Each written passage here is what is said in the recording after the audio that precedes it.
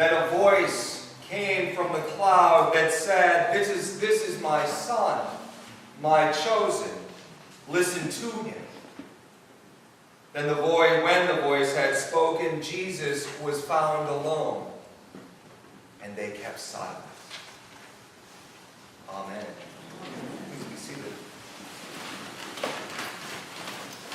You may remember from a good number of years ago a commercial that was often played again and again and again, and it was by E.F. Hutton. You may remember it, because when E.F. Hutton talks,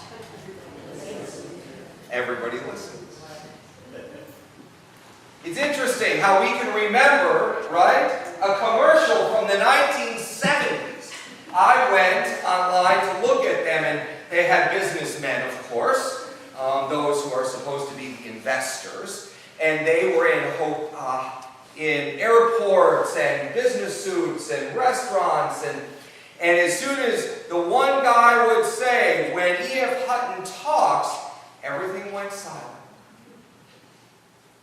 Not a word was said. It was quiet. One of the things that is often thought of about monks and nuns is that they go to a mountaintop to be quiet and just to listen, to stay close to Jesus, to see the beautiful views, to just listen to God. But once they get to the monastery or the convent, they realize it's a little different than that. They're the proprietors of a small business. There's a monastery not far from here, right over the New York line, that they raise dogs. Yeah, they might see God in dogs, I agree, but how often with a German Shepherd, puppies, and litters can you sit around and listen to God in quiet as though you're at the top of a mountain? But they would often think, and I've met a few monks and nuns in my life, that that's what they were going to do, go and listen. They find themselves, however, like Peter, saying, can we make booths? Can we build houses? Can we do something that's going to distract us from what's going on here? They find themselves, their hands busy, doing something that keeps them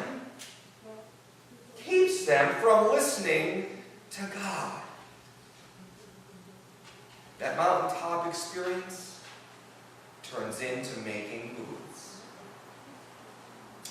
I was once playing hockey, as many of you know. I play regularly, and a couple years ago, a friend of mine said to me, he said, "What do you do all day? Do you just pray?"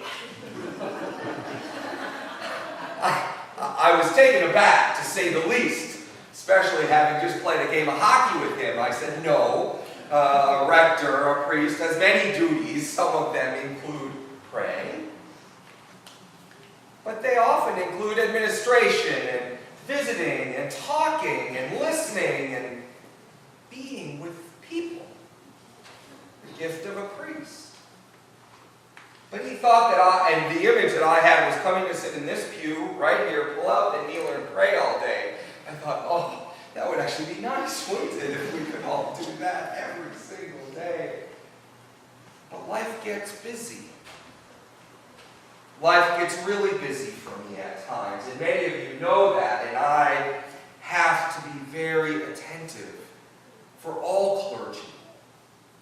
For Peter, in the Gospel of John, they were busy after Jesus had died. They heard of the resurrection, but they went home. Peter and his companions were out on the water. They were fishing. They went back home. They were doing what they knew to do, busying themselves, and Jesus came and said, I'm here. Then he said to Peter, feed my sheep. Listen, work, stand by, and do. And even in the midst of that, for most of us clergy, even the deacon in her lawyer work, it's easy to make booths. We hear of Jesus calling the crowd, right? At the Sermon on the Mount, he goes up to the mountain and the crowd, he speaks to them. Or sometimes he's out in the middle of the lake, maybe not too far out, on a boat, and he's speaking to the people on the seashore. That's us. People want to hear the words of Jesus. We want to hear the words of Jesus. It's amazing. I mean, why else do we come on even a Sunday morning in the middle of August? A beautiful day. Well, we're coming close to a beautiful day. And, but why? Maybe those words, in the Gospel of Luke again, and Matthew and Mark, this man, a young man, comes to Jesus and he says, Jesus, how do I inherit the kingdom of God? Inherit eternal life. And Jesus said, well, this is what you do. You fulfill the law, right? Commandments of Moses. And you give all that you have away.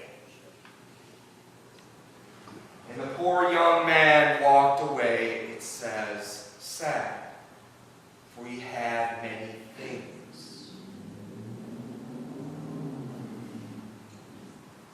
He wanted to listen to Jesus. He wanted to be a part of that crowd. He wanted to listen closely.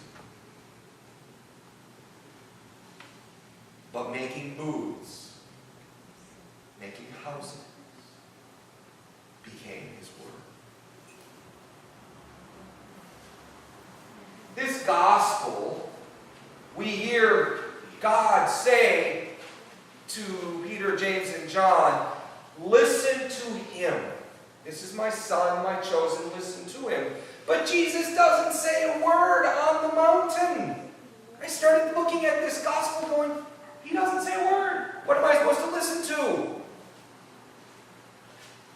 How are we to listen when it seems as though nothing is being said? But it changes.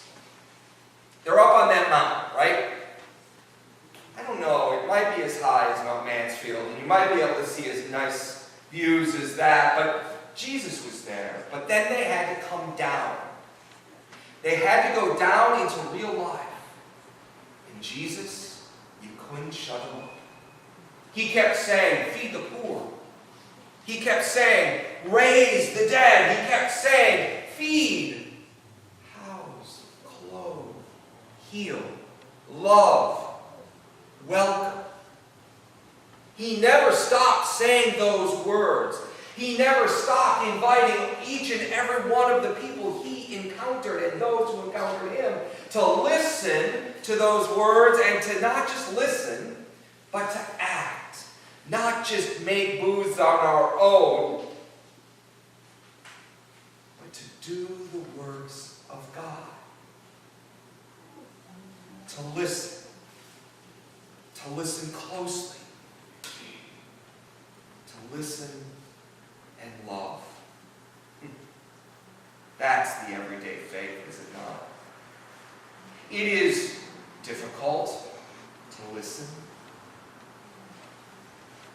But if E.F. Hutton could call us to listen, cannot Jesus?